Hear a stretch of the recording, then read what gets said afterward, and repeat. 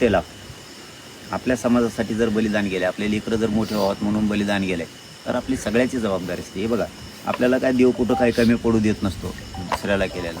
आपण सणावाराच्या दिवशी या कुटुंबाला बाप दिसत नसतो, या कुटुंबाला आपल्या घरातला करता दिसत नाही.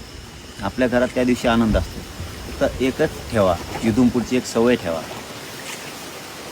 एखादी वय आपल्या लेकराला नाही घेता आली तर ह्या लेकराला कमी पडून देत जाऊ नका. हे समाजाला वागावं लागेल, तर आपण एकमेकाला मदत करणारे होणार आहेत. नसतं मदत करणारे होणार नाही आहेत आपण.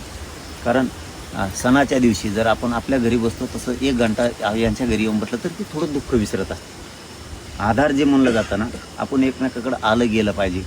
काय चाललं बाबा तुझं, काय नाही, सुख दुःख विचारत जा. कारण दुःख वाटून घेणं खूप गरजेचं असतं. सुखात कोणी पण येतं, दुःख वाटून घ्यायचं इथून पुढं आपल्याला सगळ्याला शिकावं लागणार आहे. आणि एवढ्या मोठ्या तालुक्याला एक कुटुंब सांभाळणं अडचण आल्यावर काय मोठा विषय नाही आहे.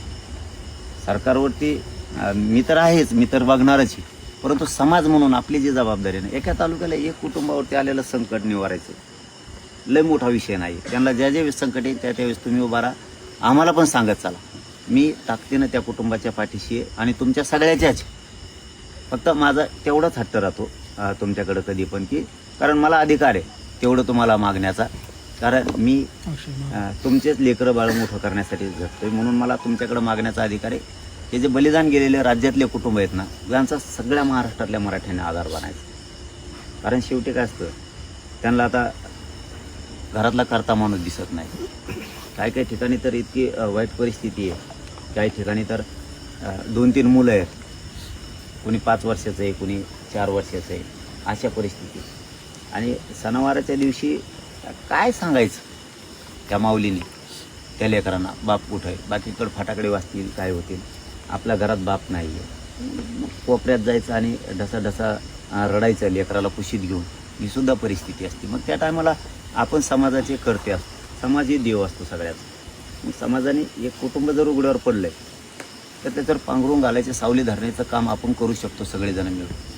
आणि मोठा विषय नाही, सगळेच बलिदान गेलेले कुटुंब आहे, त्यांना सगळ्यांनीच लक्ष ठेवत जाऊ. तसं आपण त्यांना आता MIDCत GR पण काढला आहे. कारण करता माणूस नाही तर MIDCमध्ये GR काढून आपण त्यांना आता नोकरीच्या ऑर्डरी त्यांच्या घरापर्यंत अर्ज गेलेत आपण.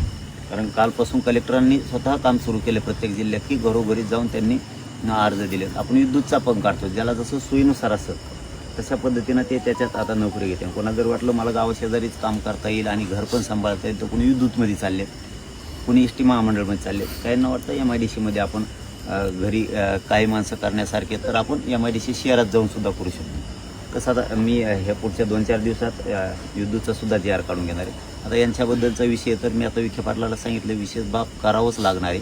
त्यांनी सांगितलं ठीक आहे, मी ते